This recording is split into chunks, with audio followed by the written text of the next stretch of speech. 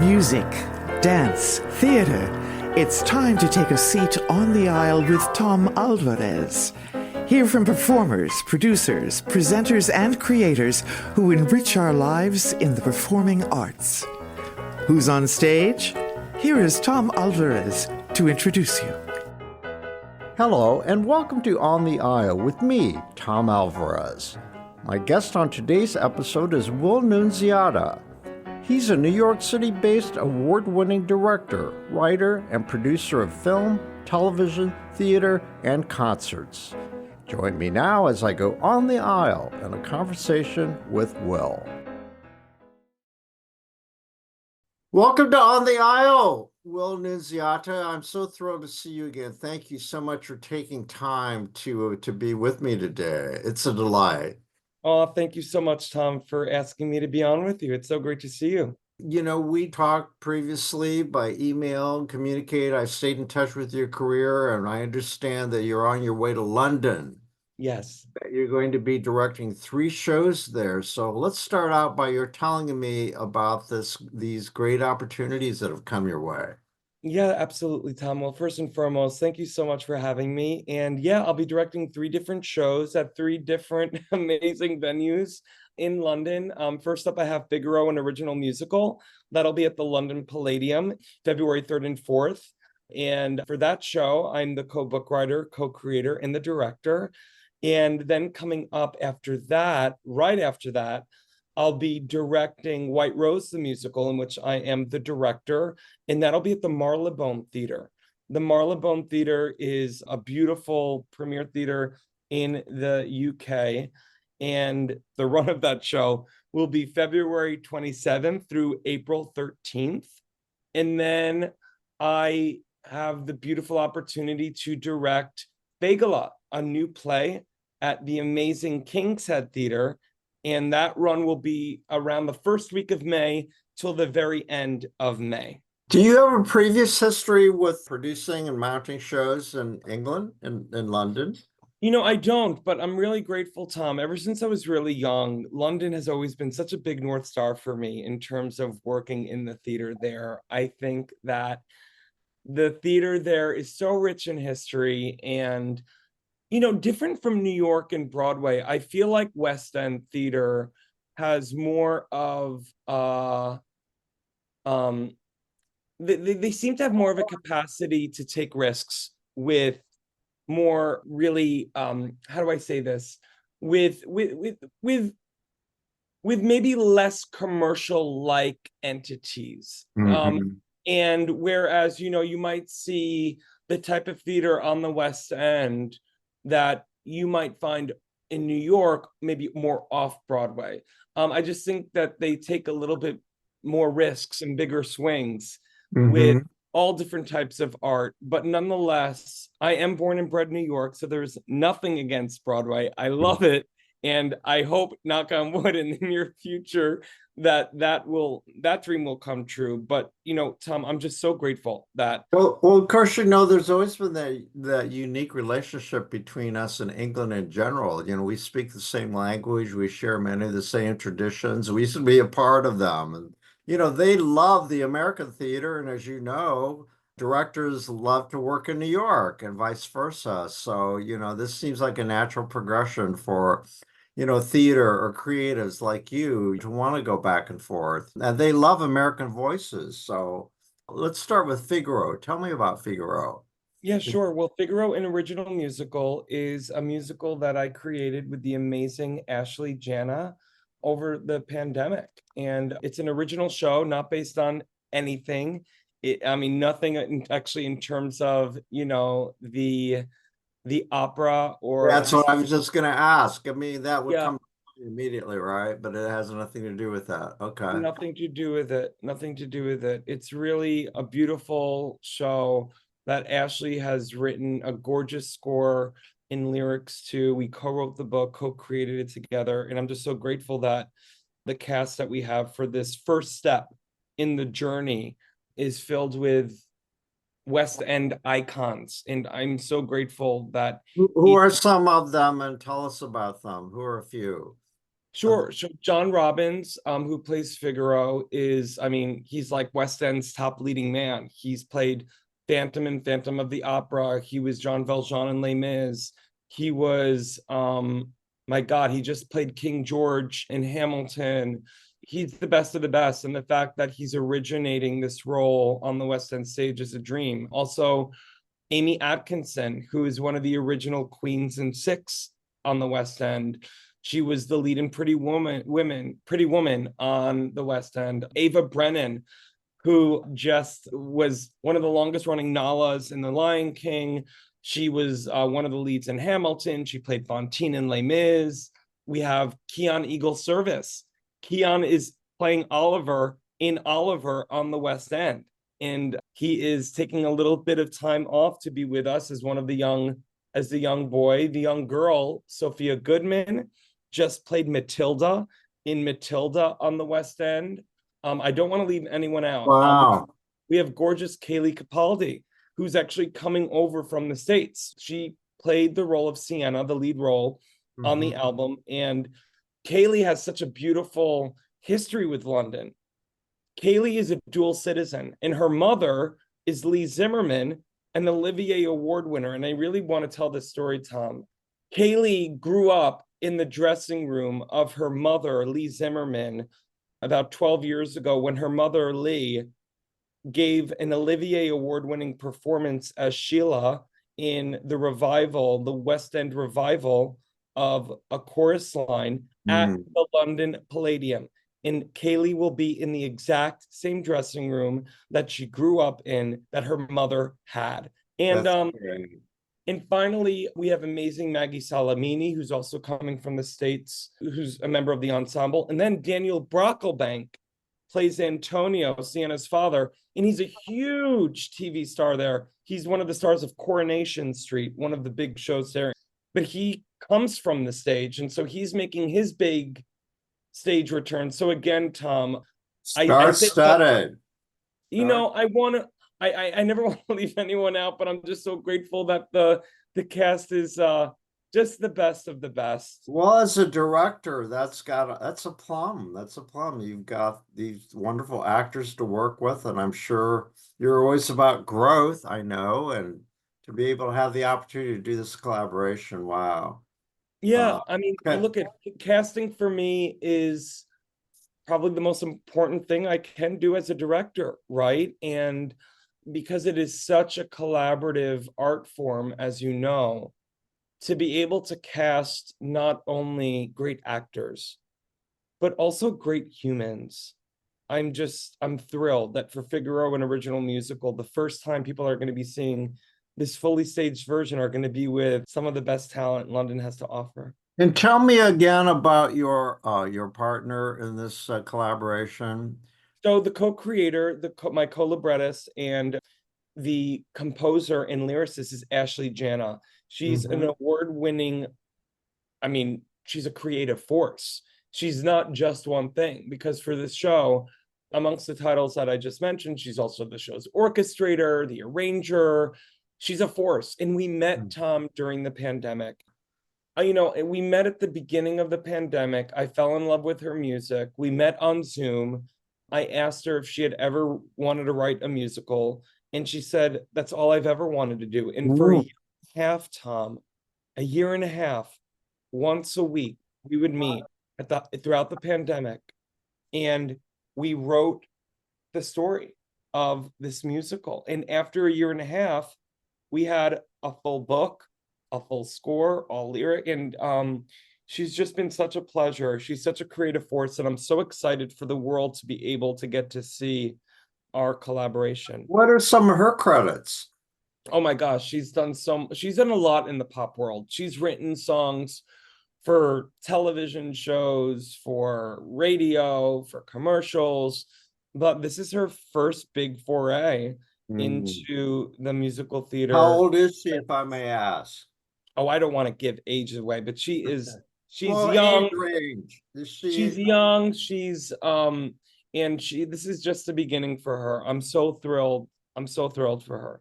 Yeah, well, I love to promote young artists, so that's why I asked. She's like freshly and fresh voice, right? Well, she's a fresh voice within the theater, but she's been around. I mean, Yeah, she's okay. been writing since she was Yeah. very young, pop songs. And so Gotcha.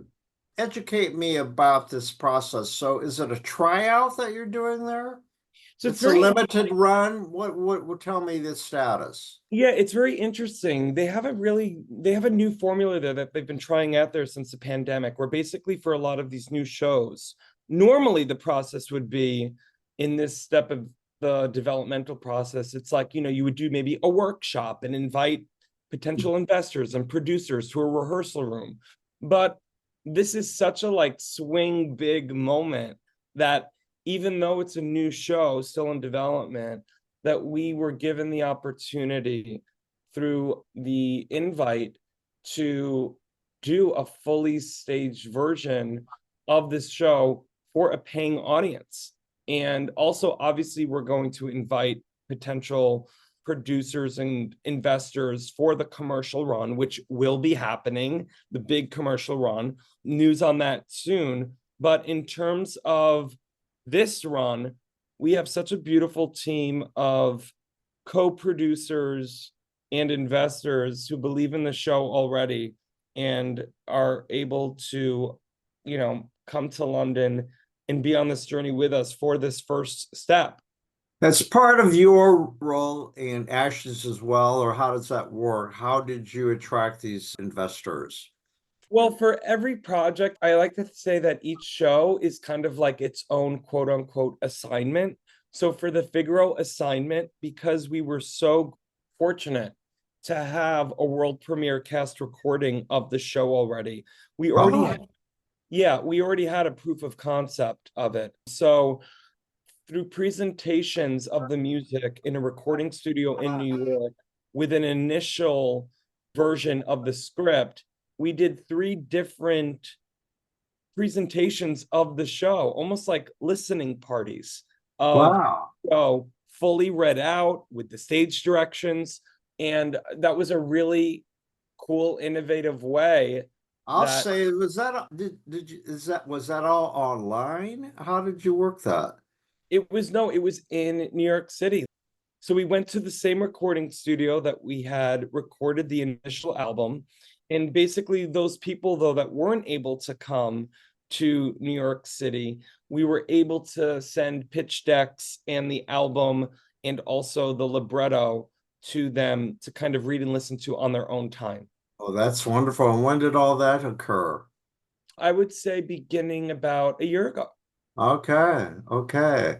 And what are your hopes for this musical? It's full commercial run. Hopefully later in 2025, early 2026 on the West End. Whether it's we go from the West End to Broadway or West End, maybe we do a UK tour, then to Broadway. What I'm really excited though, Tom, is that the people that we're speaking with already about the next steps is I love that we're bringing onto the team people that really believe in the brand of the show and the Mhm. universality of it. Already Ashley's music has been compared to a combination of, Andrew Lloyd Webber meets Moulin Rouge. And Ashley has such an amazing ability to Mhm. fuse the genres of music theater, of pop, of classical. And this has really been such a cool experience to witness a talent like Ashley's really take off. And I'm excited that this is going to be a musical. I really believe that, beyond the runs on the West End and Broadway, I really believe in my bones and my gut that this is going to be a musical that's going to be done, I hope, in many different languages What because period is it set in? it doesn't have one. It doesn't have one. We've Really? Okay. Initially, though, we were going to set it in the mid 1800s, only because I just love that time period. But Ashley and I decided actually only a few months ago to not set it in a time period allowed not only me and her, but also the design team that we brought on, the ability to not feel shackled. Okay. to a certain silhouette. But it does still take place in Italy, but there is no set time period. So it's timeless. It could be anytime. Correct. Yeah. Yes. And how would you describe the music? Well, like I mentioned, it's a pop fusion. I would say that it's like a dichotomy of light and dark. It's a dichotomy of lush and pop. It's a dichotomy of things that you could listen to on the radio that are like, So it pop hits, sounds but pretty universal. For any taste, it will resonate. it really, Thomas, I think you bring up a really beautiful word there that I want to repeat. I feel that Ashley's music is universal. And that's why I keep mentioning, the idea of this show being done in different languages. The investors and producers that have already come on board, some of the main reasons that they said they're on board is because of the commercial viability internationally, that just with the music alone, let alone the story and the lyrics and the book, but that the music alone lends itself to an audience that loves theater, but also Yeah. maybe audience members Yeah. who usually aren't theater goers, but they're like, they hear these songs and they're like, oh my God, they sound like radio hits. Do you know what I mean? Yeah. Yeah. Well, that's not a new trend, obviously, because that's how you develop new audiences. You got to bring people in who've never heard musical theater and kind of, stereotype it as being, the old stuff. But anyway, so who's on the design team? Who's doing your costumes? Who is your choreographer? So basically, for Figaro, an original musical, it's an all UK based design team, all of whom I can't wait to finally meet in person. We've been Zooming for, my God, months now, but on set we have the amazing Justin Williams. On costumes, we have Sophia Pardon. On lights, we have Alex Musgrave. We have Joe Goodwin, our incredible choreographer. Mhm. Our musical director, Caitlin Morgan. Oh my gosh, I know I'm missing some people, but these are all West End's best designers, and I am beyond grateful, Tom. Well, you've really piqued my interest, and for myself and for all my listeners, thanks to Google and myself included, I'm going to Google some of those folks and take a look at their work. Yeah, they're incredible, and people can take a listen to the world premiere cast recording And with. we want to remind everybody that you have a website, so let's mention that right off the get-go for Yeah, more sure. information. Yeah, what's your website address? So it's figaromusical.com. So for the Mhm. show, figaromusical.com, they have all the ticket information and how people can get tickets to the London Palladium there. Mhm. Also, more about the show, how they can listen to the album. And Mhm. no, I'm really excited, Tom, that our first big step is on the iconic London Palladium stage. I mean, I'm sure but that stage is just so filled with history, not only obviously where some of the top West End shows go, but Mhm. some of the best. I mean, the Beatles, Judy Garland, Wow. Barry Manilow. I mean, this is an iconic, world-renowned theater, and so the fact that the musical's premiering there, it's a very pinch me Well, time. I was just thinking that I was just going to ask you. This is clearly a pinch me moment for you, right? It is, and the fact that literally the day we close on the 4th, and then the next day on the 5th of February, I start rehearsal for White Rose. Right. Obviously, a totally different show, premiering at a totally different yet still historic and gorgeous venue, the Marylebone. I couldn't be more grateful because at the end of the day, Tom, as an artist, I want to continue in both the theater space and as well as obviously the television and film space and the opera space as a creator, a writer, and a director is to create and put out stories that entertain and inspire. And those are my two words, Tom, that are on my vision board. That if in any way, shape, or form an idea comes along, a script crosses my desk, and if they entertain and inspire me, I lean in and say to myself, my God, because I'm a theater goer, I'm an opera goer, I'm a television film consumer, that if it at least entertains and inspires me, I want to at least give it a go. So how would you rate your instinct from 1 to 10? Oh God, Tom. Well, I don't want to I don't want to rate my instinct, but I would say that I'm grateful that so far, knock on wood, so far when I have gone with my gut, I haven't been disappointed. And I'm also very lucky that I've been able to cultivate thus far in my directing and writing career teams of not only talented people, there's a lot of talented people out there, Tom, but more than anything, kind human beings of the planet. Mhm. That's the most important. I know that when we've talked previously, that's a linchpin for you, the kindness, that attitude of treating people with kindness. Includes everybody on the team, right? Not only your colleagues, but the crew and all the people who work in the theater and everybody, right? Always look at Tom in any room I'm in, whether I'm on a film set, a theater rehearsal space, a writing room. I come to the table with 3 words that I remind everyone, Mm-hmm. whoever you are on the call sheet. Best idea wins. I Mm-hmm. love being in tech rehearsal, for example, Tom, in a theater space. And I love asking the usher, what do you think of that moment? Or I love asking the person that works refreshment, is that reading right to you from the back of the room? Like, I love involving everyone because we are all worthy of giving their thoughts. And of course, as the director, it's up to me to make the decision, but that's a given. I don't like to. For me, it's simple. As the director, you set the tone. You are the role model and you create the so-called culture. Do you not agree? You're absolutely right. I do set the terms. I don't think about it as much as.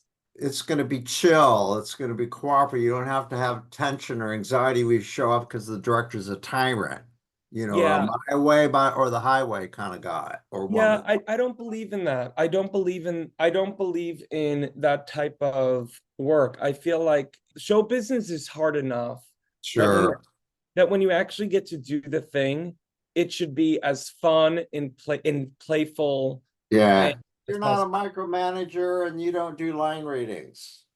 I don't believe in line readings. I don't. I know I really believe in collaborating with actors and helping guide them to Mhm. what I think is maybe the right cadence or the right rhythm of Sure.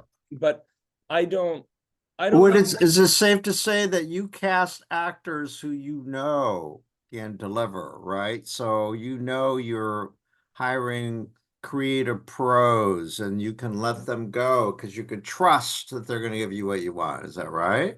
Yeah, and also look at I walk into the room already knowing emotionally where the beginning, middle, and end of every scene is. And how we get there, I do not like to micromanage. I like that to be a discovery so that also the actor feels ownership of the moment. Because at the end of the day, Tom, I'm really grateful for my time as a performer for Sure. 20 plus years because I think it's given me a sensitivity as a director Yeah. to know what it's like to bear it all. And so I Well, think, that what you just began to talk about, let's go there because I planned on bringing that up, but there's no time like the present. Okay, that foundation was laid, began with the fact that you have a twin brother, Anthony Nunziata. His career is soaring. As you know, he and I have become good friends. He's performed in Indianapolis, and that's how I came to know him. I've interviewed him several times, and that's led me to you, of course. He's your twin. You performed as Will and Anthony for some time, and then you left the stage to become a director, which is your first love. So that's kind of like a thumbnail, but let's go back to Will and Anthony. You first came to my attention. I got a friend request from Will and Anthony and, these New York-based performers. And it's like, that's interesting. I wonder how they found me. But I kept track, the marketing that you all did was just great. The brand that you presented, and it really intrigued me. And then eventually I discovered that you had left the group and Anthony was on his own. And so that's how you came to my attention. So tell us, how long were you together with Anthony performing? Oh my gosh, I think we got our first paycheck when I was like 10 years old. So, I would say almost 25 years we were performing professionally. I think that it culminated in years of work, especially after college, with some of our top symphonic orchestras and big stages across the country and around the world. But it really, I think, culminated when we were so fortunate to co-headline Carnegie Hall with the New York Pops. And there was something about that moment, Tom, when I'll never forget. Was Steve Reinke the conductor at the time, artistic director? Correct. The musical director and conductor, Steve Reineke, who's a dear friend. He and that New York Pops orchestra on that iconic stage was a moment that I will never forget, not only as a performer, Tom, but for me in my dream, which was always to be able to perform at Carnegie Hall and thank two groups of people, my parents and my teachers. And when that happened, Tom, there was not to get all woo-woo, there was like a spiritual release that went on. And I felt this overwhelming need at that point to, after that moment, make sure that I was creating, writing, and directing pieces to give other people their quote unquote downstage center Carnegie Hall moment, whatever that may be. All right. And so, Well, it kind of started earlier than that. Wouldn't you agree? Tell our listeners about where you got your training in Boston. Talk about that and working with you tell the story. It's a great one. well, Boston College. I went to Boston College, and it's a liberal arts school, but I did major in theater. And Anthony and I had some really beautiful performing opportunities at Boston College. But it was my senior year, Tom, when I took a directing class.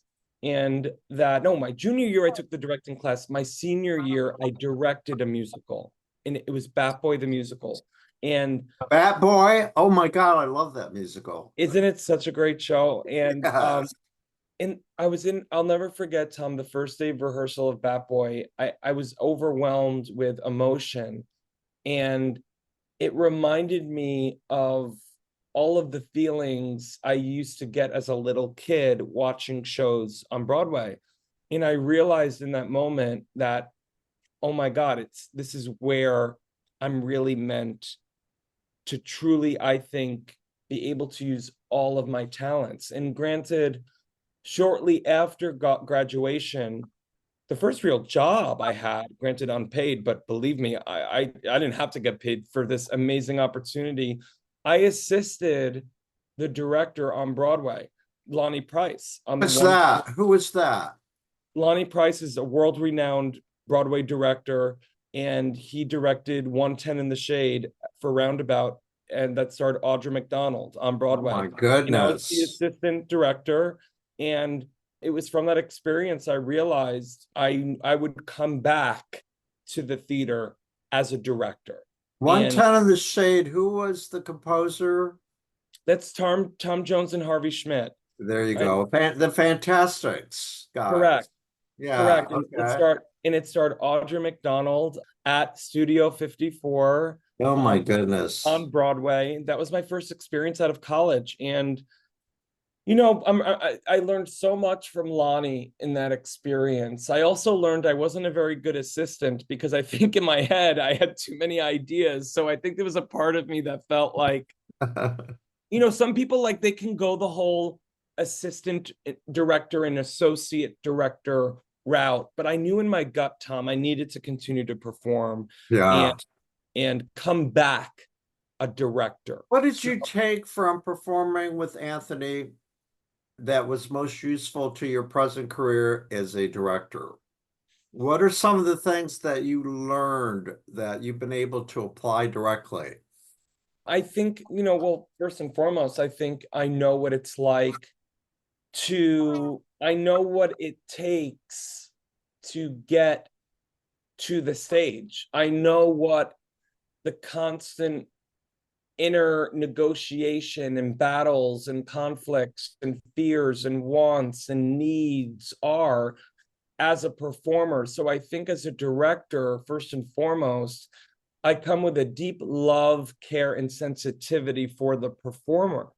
Beyond that, I really did take it upon myself, Tom, in those performing years in my 20s and early 30s, that any venue I ever performed at, I was always asking so many questions to the sound guy, the lighting guy, the set people, the front of house. You were a sponge. That's right, Tom. You know what I would, and it really was only after the fact, Tom, that I realized that I was almost adding tools to my directing tool belt without even knowing it. Sure. So I would say that was another thing that I'm so grateful. And I bet all of those people who you ask questions of, I bet you they loved you because in my experience, it's all of the approach.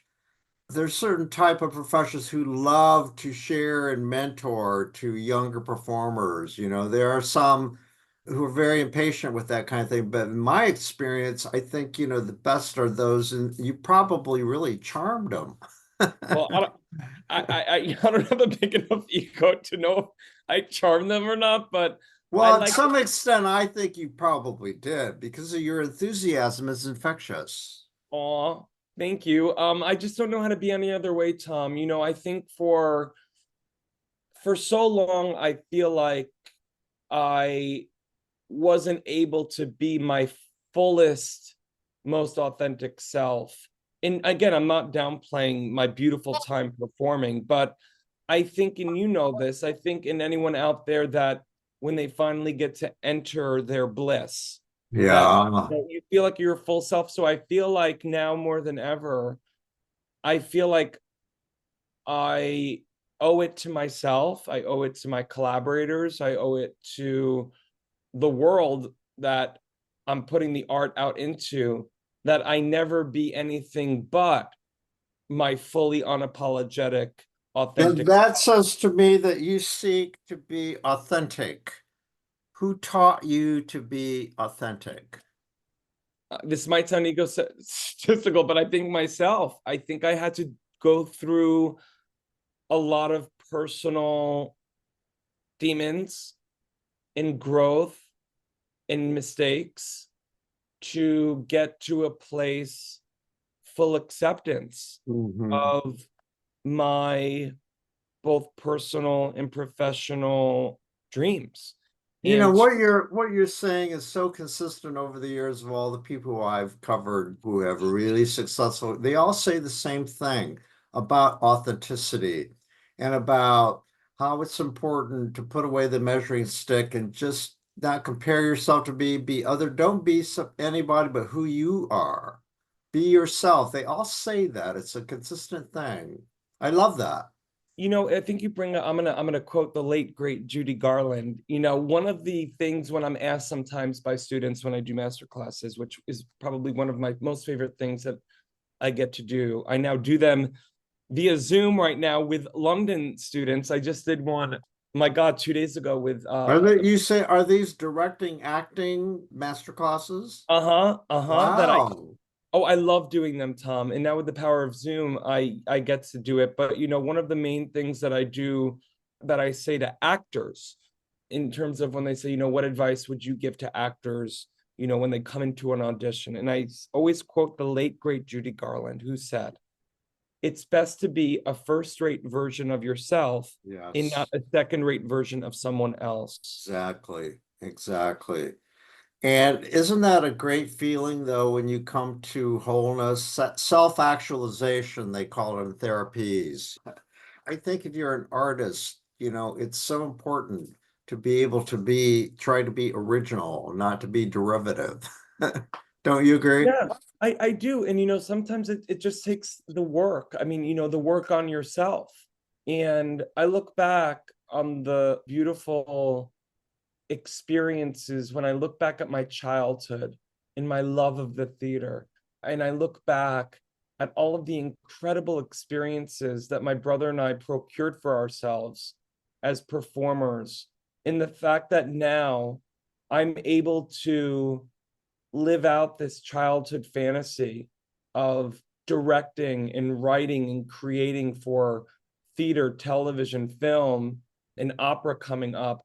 And that also my brother Anthony has actualized and is living his childhood fantasy of Well, singing.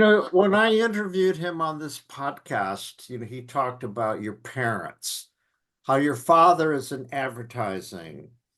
And remind me, your mother has a career. Well, she worked in advertising as well, but her father, whom I'm named after, her father was Bill Wendell, and he was Hmm, one of the initial NBC staff that's announcers. right. He went on to be the announcer for such shows as Truth or Consequences, To Tell the Truth, Ernie Kovacs, and famously for over 15 years, David Letterman, Late Show with David Letterman.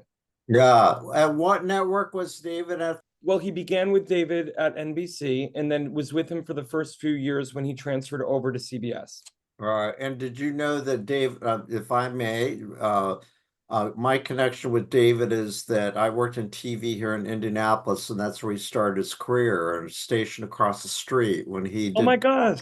he was a weatherman and he did outrageous stand-up comedy. He said, he would go on the air and say stuff like, the sleet is as big as canned hams, Oh falling my from. gosh. Oh my gosh. So he was already beginning. So he was almost like Oh yeah. performing his bliss while doing the weather. Also on a 4-H show, and he would like just crack people up because it was so inappropriate, the kind of jokes he told. But he was just, and he also had a talk show. But anyway, he's from here, and Oh my gosh. I so love that. yeah, and Jane Pauley as well. But anyway, it's all the show business. It's all, it's incestuous, right? Well, I love Jane Pauley. I mean, I was such a fan of her, obviously, when she was on the Today Show all those years ago. But beyond that, I I, love that she's come home to doing and hosting that amazing CBS Sunday Morning, which I think is my favorite Well, show. my dream for my friends and like you and Anthony, someday I predict both of you are going to be on that show promoting something. I just Oh, know it in my heart. So, oh, God bless you. From your lips to God's ears, well, Tom. I mean, but that's what happens, people, you see who's on there and they get people when they're hot in their careers, right? And I think you'll get there. So tell me about your writing. So during the pandemic, Tom, I'm really grateful that I went after it. I had 20 years of stories that needed to come out of me. And out of the pandemic, I would say during the pandemic and then like a few years after, culminating in just a few months ago, I was able to complete 5 full screenplays, 1 situational comedy, and a libretto for an opera. And I'm beyond grateful to my husband, Joseph, who gave me so much grace and so much support. What does Joseph do? He's a senior director at a nonprofit here in New York City for individuals living with autism. And What's it called? The organization. CUSAC, Quality Services for the Autism Community. Okay. He's also an incredible writer himself. So he is my number one proofreader and idea giver. But Tom, I'm really excited about, and also I co-wrote Figaro, the musical, but I'm really excited for the films and the sitcom and the opera. And I wrote and directed a short film at the tail end of the pandemic, starring my dear friend Dominic Chianese. People might know him as Uncle Junior in The Sopranos, but Goodness. and how that came about, Tom. And I tell kids all the time, when you have an idea, just create it. Don't wait for anyone. Sure. I had a dream, Tom. I sound like Mama Rose. I had a dream. Is I had a dream, Tom, about my friend Dominic as the old guitarist in Pablo Picasso's painting. If people are listening, Google right now Pablo Picasso, the old guitarist. Was that in its blue period? Correct.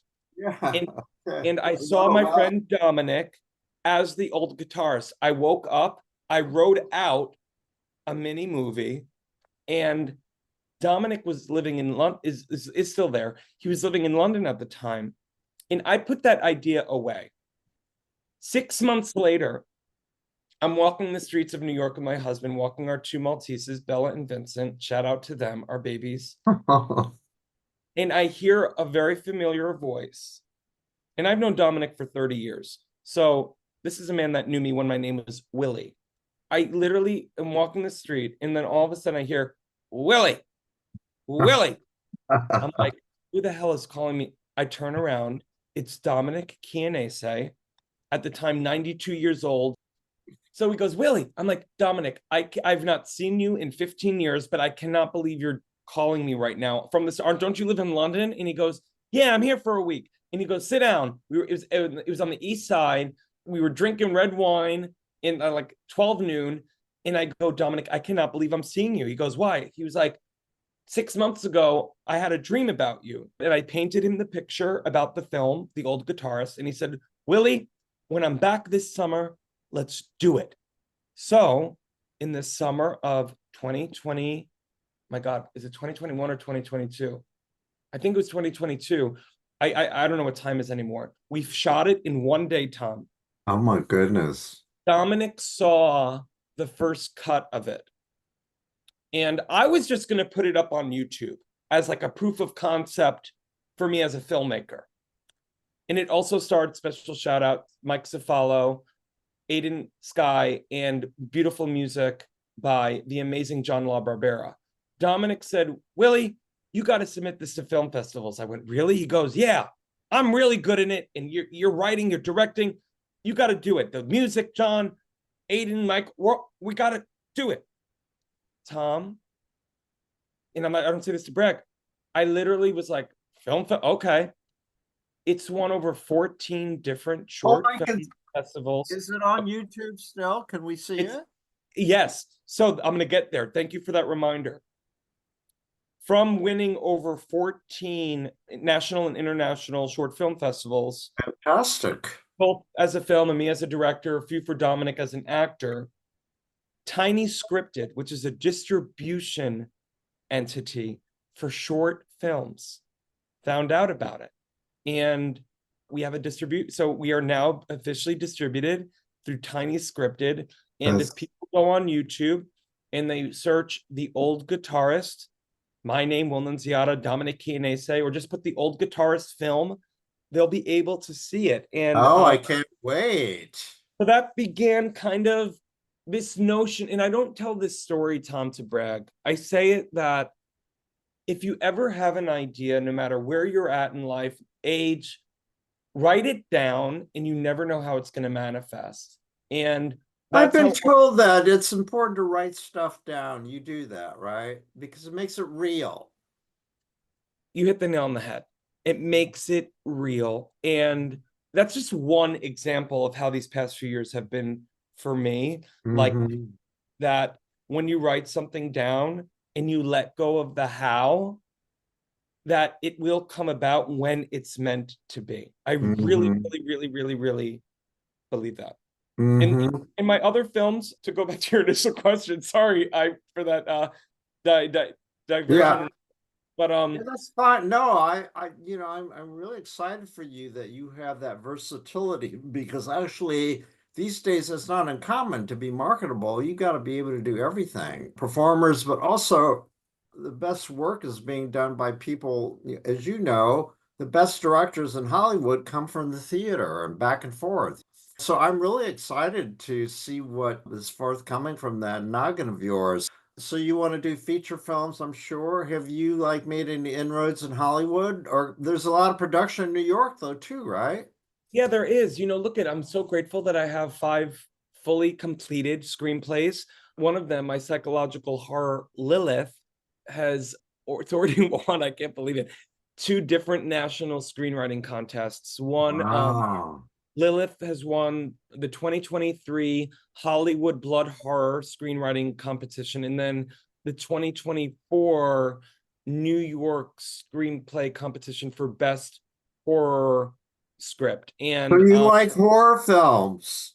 so, Tom, I was the kid in elementary school while everyone was walking around wanting to talk about The Little Mermaid and Aladdin. I wanted to talk about Ruth Gordon's performance in Rosemary's Baby. So there's my taste. And so I've written 2 psychological horrors. I've written a film based upon the life of Deborah Arango, a Colombian painter. All over the map. I also wrote a father-son drama and an original, drama, not based on my life. Obviously, I love my dad. We have a great relationship, but no, this is an original script. And then also I wrote an original musical drama called Wow. City. And then I also, and I can't say with whom or about whom rather, but I also wrote a situational comedy based loosely on the real life of a major Broadway star who is a dear friend of mine. And then also I wrote the libretto of an opera based upon my favorite Virginia Woolf book, The Waves. And it's composed by award-winning classical composer and dear friend of mine, Blake Allen. And so I feel like while I'm in London these next few months, Tom, hopefully on my time off there, getting some more inroads with my films in the sitcom. I'm trying. That's extraordinary. I cover opera, music, and dance, but opera I've developed a passion for, I would say, within the last 10 years. And I used to see people listen to arias and they would be weeping, and I roll my eyeballs. I'm not that cynical, but sometimes it just, I don't know, it just did. But then I found myself weeping, over Puccini, and I thought, oh my God, I'm hooked. I'm hooked on opera. And by the way, you and Anthony, your Italian backgrounds, I know that whole story. It's in Anthony's act. He does these Italian romantic arias, and he talks about how your grandmother would sit on your couch covered with plastic, and she would sing you the songs that her father taught her, the Oh, Neapolitan. Sole Mio. Yeah. Yeah. And so, you very much have that passion, and it really is infectious.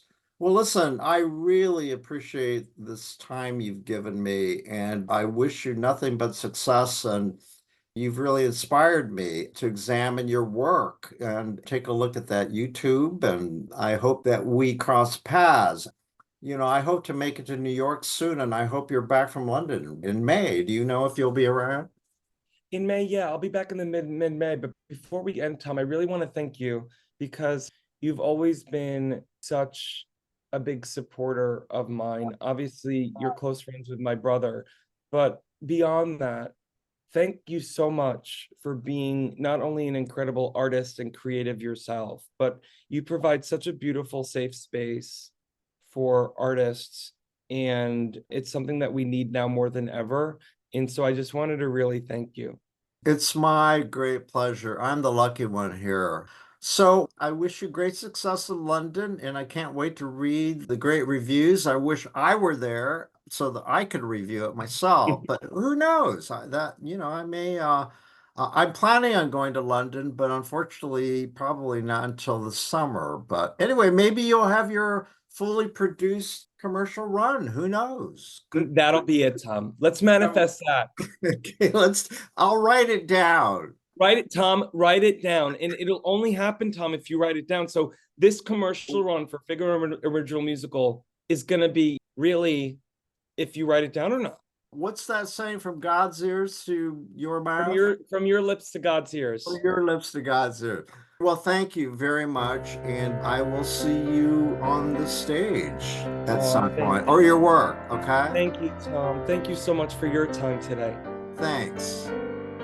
Our thanks go out to our media sponsor, Urban Times. Urban Times is a monthly news magazine which serves as the official neighborhood newsletter for 16 Indianapolis neighborhoods, offering news about development, arts and entertainment, and from the business community. Who will take center stage on the podcast next? Your seat on the aisle with Tom Alvarez awaits. Follow Tom on Facebook, Instagram, Twitter, and TikTok, and make sure to visit tomalvarez.studio. Watch Tom every other Thursday on Lifestyle Live on Wish TV, and make sure to listen every week here on the All Indiana Podcast Network.